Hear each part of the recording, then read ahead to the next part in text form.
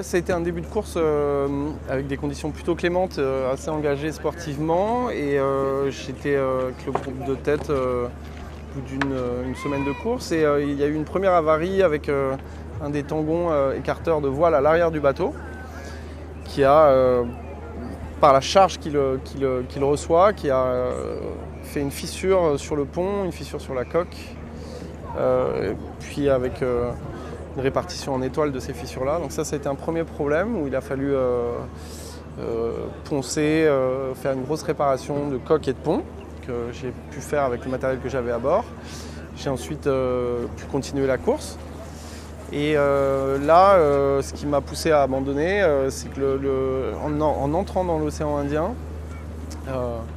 le câble structurel qui tient le mât sur l'avant, l'accroche de ce câble-là a cassé. Voilà, donc il n'y avait plus de câble structurel pour tenir le mât, et donc il y avait un risque très important de dématage avec une utilisation normale du bateau, et c'est ce qui m'a poussé à faire demi-tour. Et ça fait quoi de devoir abandonner comme ça Et ben en fait ça fait très mal évidemment, puisque c'est un énorme travail de plusieurs années, c'est une quête de 15 ans, et puis il y a une grosse équipe qui travaille sur le projet, le bateau, les partenaires, tous les gens qui suivent, les enfants, etc.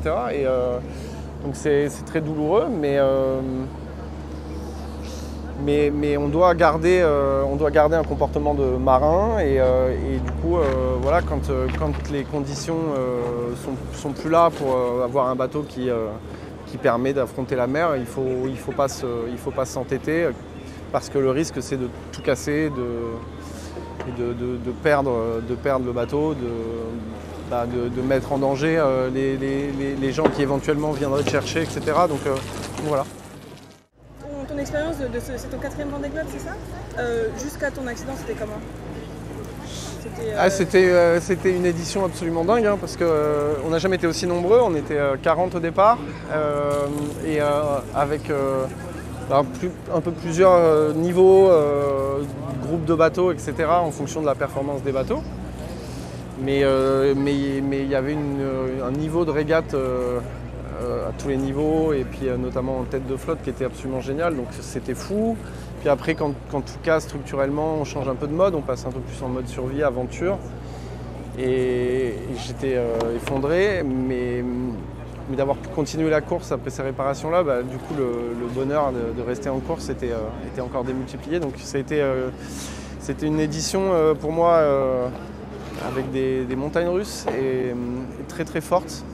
Voilà, j'aurais juste souhaité évidemment du fond du cœur que ça puisse aller jusqu'au bout, mais là il n'y avait plus rien à faire. Et là du coup vous allez faire quoi maintenant? C'est quoi les prochaines étapes? Alors les prochaines étapes, il y a un peu d'administratif, parce que quand on arrive par la mer quelque part, voilà, il faut faire un peu l'administratif. Ensuite il y a mon équipe qui est arrivée en avion hier avec du matériel pour remplacer tout ce qui a cassé, notamment les pièces structurelles. On va faire ça, on va refaire encore des renforts sur les réparations de coques et de ponts, et reprendre la mer dès que c'est possible pour rentrer en Europe.